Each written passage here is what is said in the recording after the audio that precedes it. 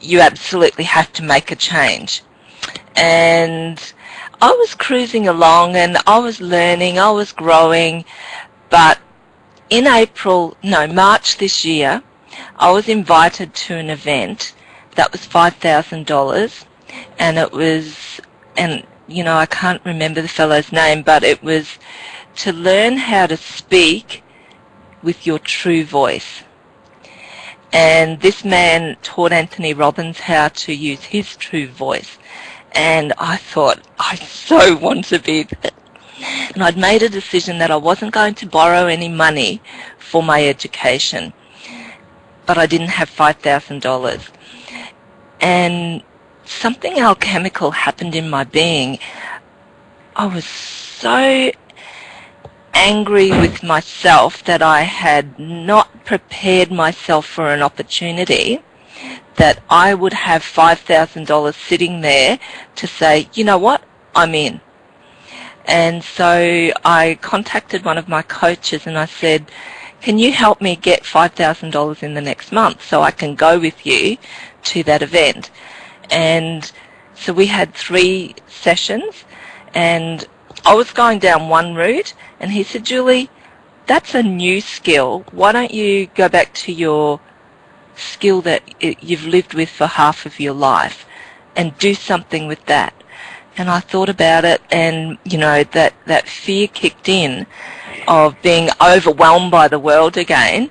And I said, you know what, you're right. And he gave me some tasks to do, and this time I did them. Not only did I do them, but I actually did more than what he asked me to do. So I knew that I was ready to take this next step. And that was what changed for me. I reached that level of total dissatisfaction with where I was financially.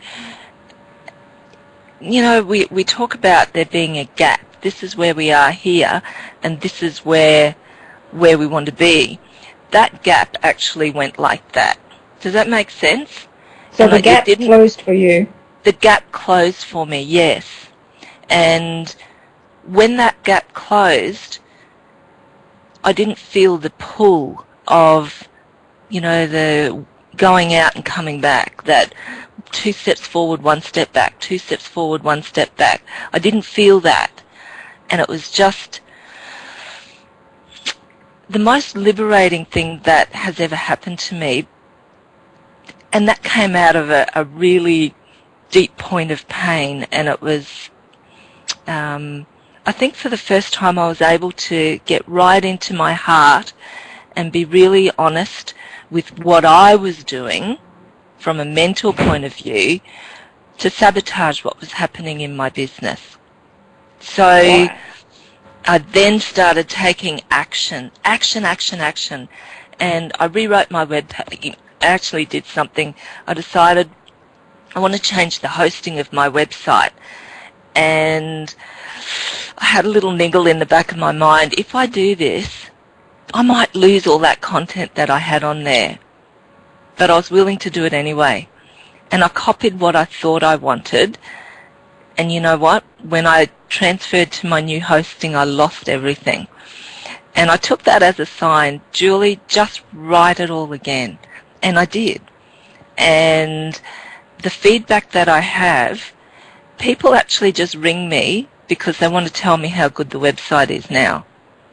If I hadn't had the courage to change my hosting and potentially lose everything that I'd done for 3 years, would I be where I am today? I don't know.